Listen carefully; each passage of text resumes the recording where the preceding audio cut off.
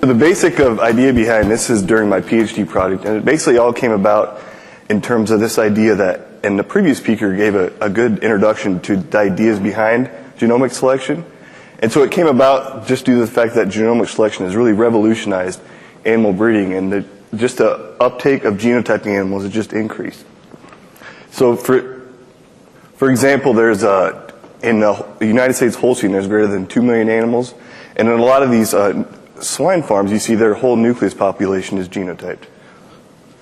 And so the general idea is, well, you pay for your genotyping bill, and you can think, well, what else can we use this for? And this idea is it allows for you to manage the genome or population at the genomic level. And so the first thing when people think about when they think about genomic selection is this idea that you can get a better idea of the genetic value of an animal, and also you can use it to figure out genetic relationships a little bit better. But I would argue you can go a step further in terms of looking at searching for the genome in terms of regions that harbor lethals, or they have a low diversity, or they just give rise to reduced production or reproduction, and that's in the form of inbreeding depression. And so throughout this talk, I'll try to encompass how it can be used at the purebred level and also in terms of the crossbred level. And so throughout this entire talk, I use information based on either a low density or a medium density panel. And I'm saying this just to inform you that there is actually a lot of information in these marker panels that you may not use if you just use it just to get your breeding values. There's lots of other supplemental uses to use those for. And I hit on, and throughout this entire talk, kind of the assumption is that, well, you have your parental populations genotyped, but you actually don't have your crossbred animals genotyped.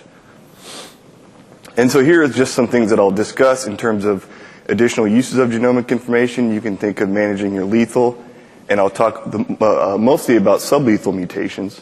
And then you can understand functional inbreeding depression, genetic diversity, and also this idea of population divergence among your parental breeds and parentage testing. And you can also think of in your crossbred, since you have these parental genotypes, you can think about, well, can we maximize heterosis? And also it's this idea of optimal matching of the genomes in terms of the two crosses. And so you'll see this plot a lot throughout the entire presentation, and it does resonate what most of my project involved. And you can think if you have any sort of phenotype, and you use any sort of genome-wide inbreeding value, whether that be pedigree or genomic.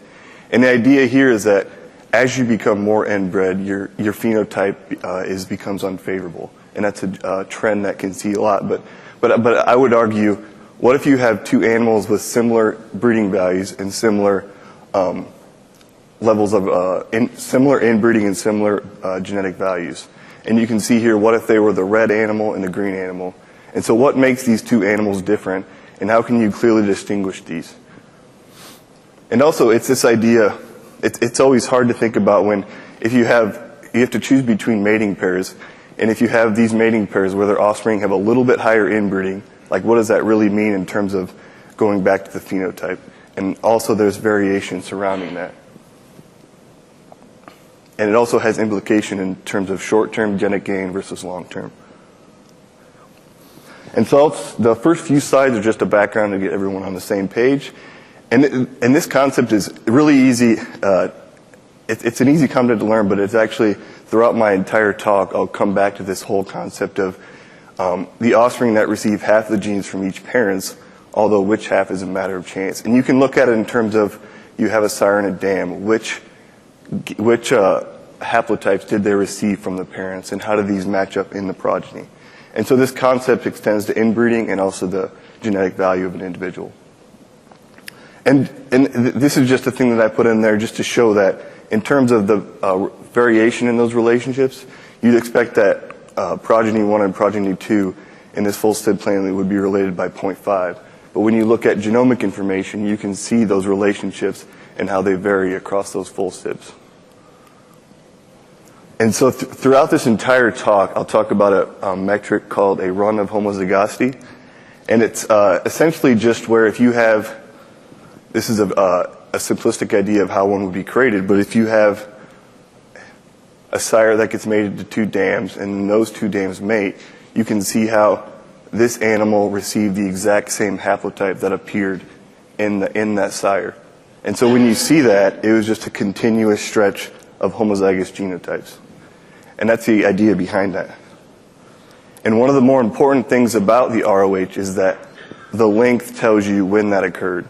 So if you have an animal if you have a inbreeding that was very recent, it hasn't had enough time to break down through the sampling of the gametes. But if you have one that occurred distantly, such as a great-great-great-great-grandparent, you would expect that to be very, very small like you see on the right. And so there's a relationship between the length and when the inbreeding occurred. And a lot of this has been done in order to distinguish between recent versus old inbreeding. So old inbreeding would likely not have a large impact on the trait, and then if you have recent inbreeding, that's where it hasn't had enough time to get removed from the population. And so I show this just to, if you're ever bored someday and you do open up a genotype file, it's actually really easy to see these ROHs where you just look and you'll see these long stretches of 0s and 2s if it's in those would be the homozygote genotypes and 1 would be the heterozygotes. And so if you just look, you can clearly see that there are these long stretches. And throughout this talk, I'll have plots where it'll be the frequency of a SNP being in an ROH. And so what I do there is I just convert the genotypes into whether that SNP is in an ROH. And on the y-axis, it'll be the frequency. And you can just see that for this given SNP, it'd be 0.5, where 50% of those SNP genotypes are in an ROH.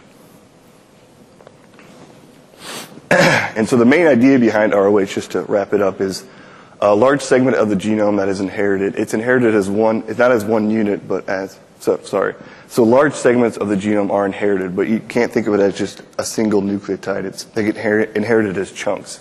And this is where you really start to see ROHs kind of take off. And lastly, the ROH length is what makes it interesting. And there's been lots of studies in humans and in some livestock species where they've shown that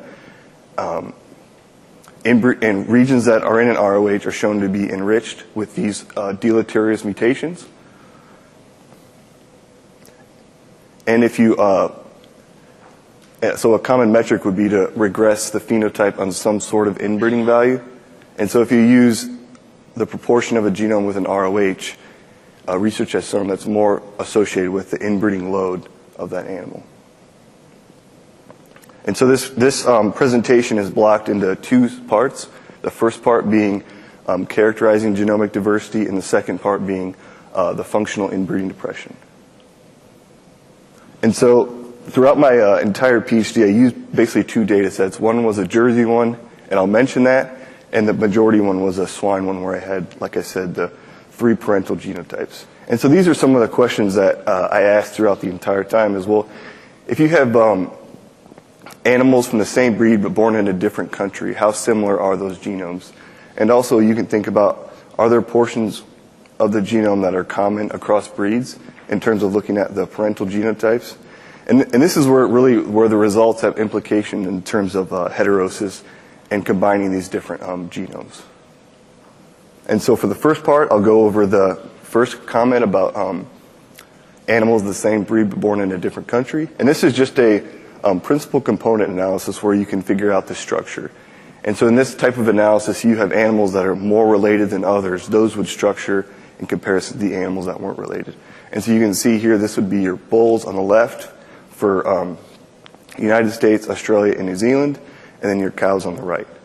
And so in Australia, they had the integration of United States semen roughly 20 years ago or so.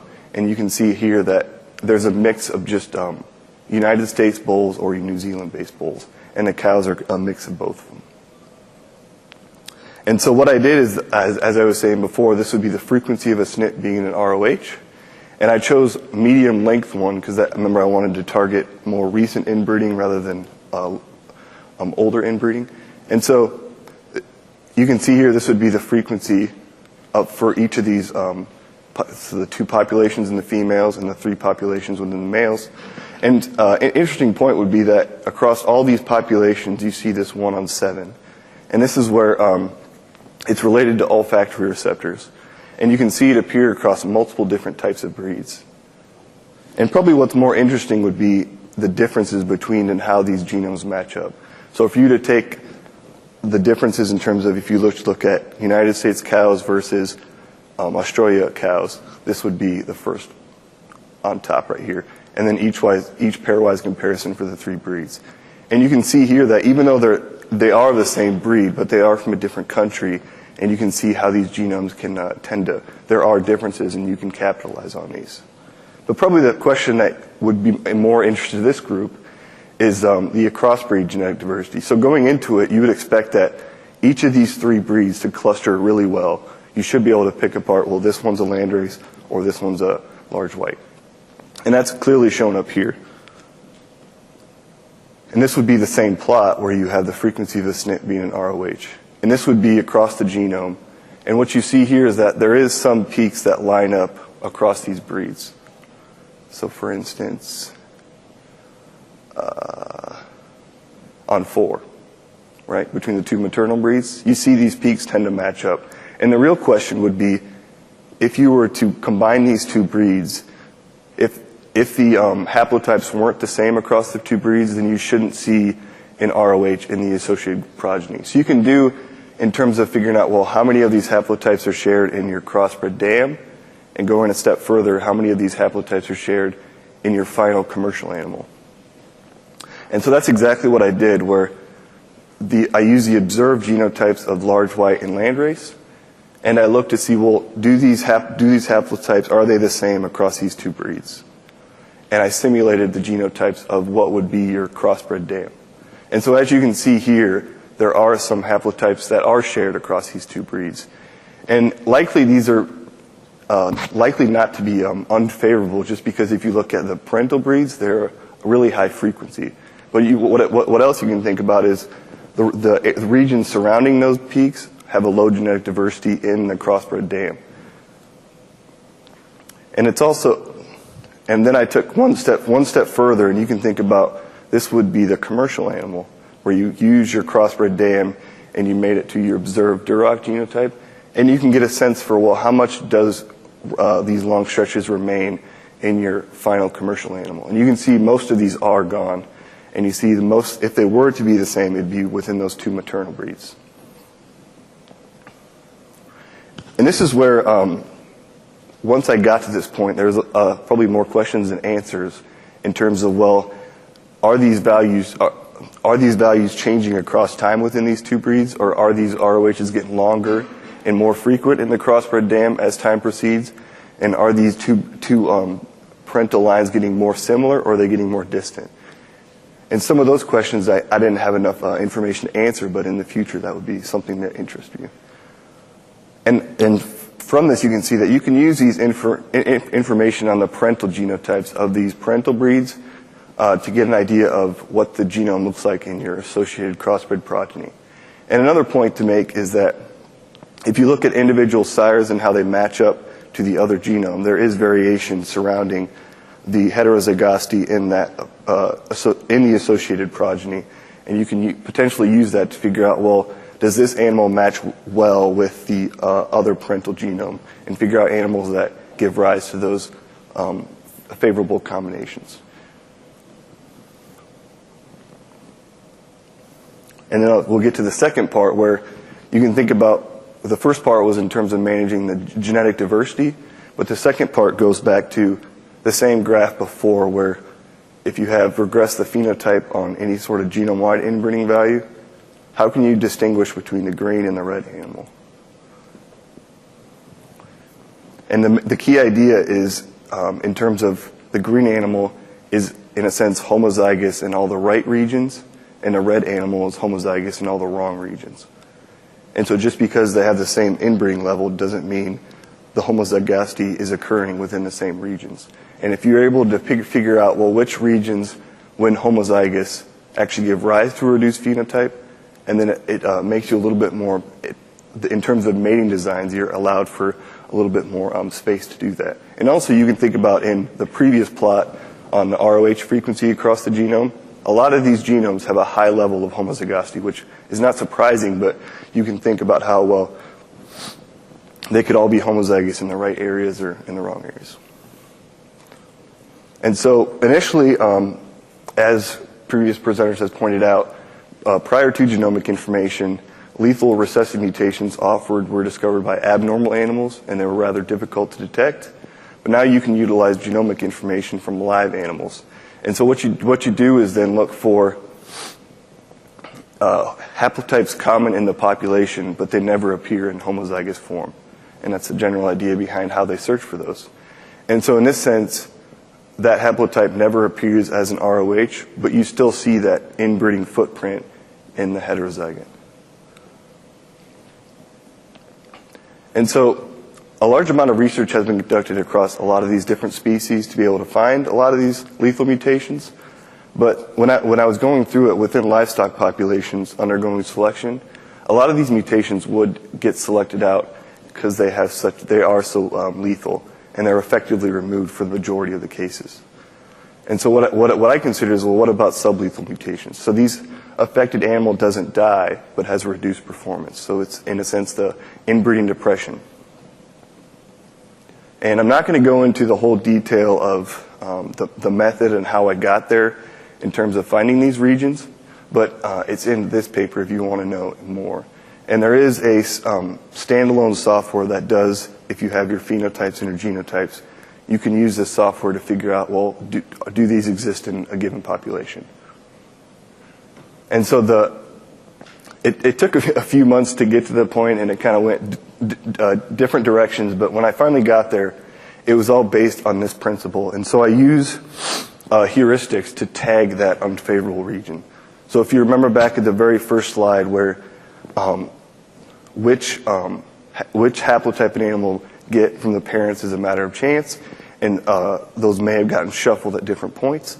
And so you can see here that this all these red animals have the same core ROH genotype, but as I was saying, the area surrounding that may be a little bit different through the sampling process. And then these animals are in an ROH, but again, that ROH is not favorable. And finally, you lump the last ones into a non-ROH category. And so what it does is it uses these windows to figure out, well, what is the optimal window to tag all of these regions? And so it scans across the genome, and so initially you tag 8, and then you tag all of them. So you scan across, and then you shrink the windows until you can optimally tag these genotypes. And so that's, in a sense, what this algorithm is doing. And then it just uses any sort of other normal model to be able to figure out, well, what's the effect of this haplotype versus when it's not in an ROH. And that's the main test that it does. And one of the nice things about this is that, so once you get to the point where if you know where these exist, how do you actually implement this in a mating design? And what we introduced was, we call it an inbreeding load matrix.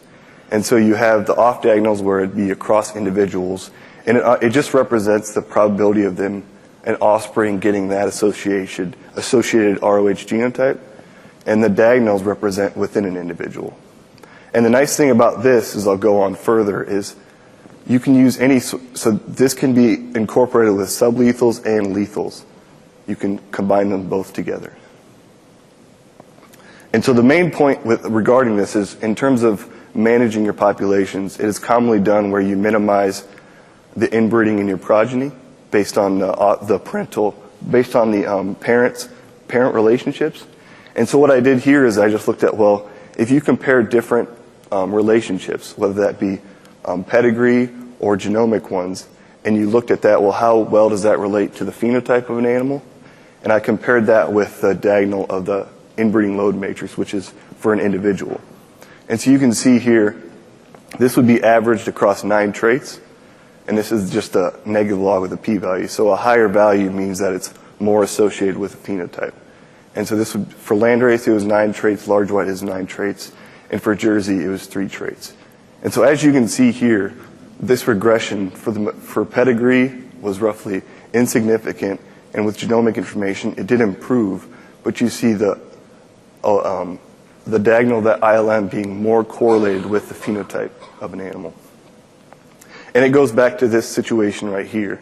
You're getting a better approximation of the functional inbreeding of an animal rather than just using genome-wide values. And just to give you an idea, it goes back to the same point that just because you're homozygous in a region doesn't mean that it's unfavorable. And this would be, if you look across these 9 traits for within one breed, you can see that each color represents an unfavorable haplotype. You can see that they're clustered relatively together, and you will see portions of the genome that don't have any sort of unfavorable effect. And so one thing about this is if you do this across multiple traits, you should see that a lot of these regions should appear to be as negative, and if they appear as multiple traits, then those are likely to be impacted by inbreeding. And so these would be the number that I got for within each population. And just to get an idea of what these occur, and they usually clump together in terms of reproductive and then reproductive and production. And so this is the interpretation of what the output would be, is that females that were homozygous for that tag haplotype have 1.66 fewer piglets born alive, 1.32 fewer total pigs born, 4% more born dead, and the litter will be on average 0.07 kilograms smaller. And so you can see how this can be used across multiple traits, and once you do that, you can localize those regions that do appear. And this is, so once you do this, you can then start to summarize all this information. And this has been investigated a lot in dairy cattle. It's where you basically, this would be the breeding value of an animal, and you basically penalize the breeding value for the inbreeding value. And you can think about this in terms of what the offspring breeding value or the parent breeding value, but you penalize it for its genome-wide inbreeding value and also its inbreeding load. And so once you do that in mating designs, then you can try to optimally match these genomes in order for these not to occur. And I think this is really where you have to, there still needs to be a little bit more research in terms of the best way to generate your lambdas and all that, the weighting factor. And like I said before, what's nice about this is the inbreeding load matrix. You can bring together lethal or unfavorable haplotypes. And this is just to summarize the inbreeding part. So a region-specific view on inbreeding. So the idea is that genome-wide values do not tell the whole story.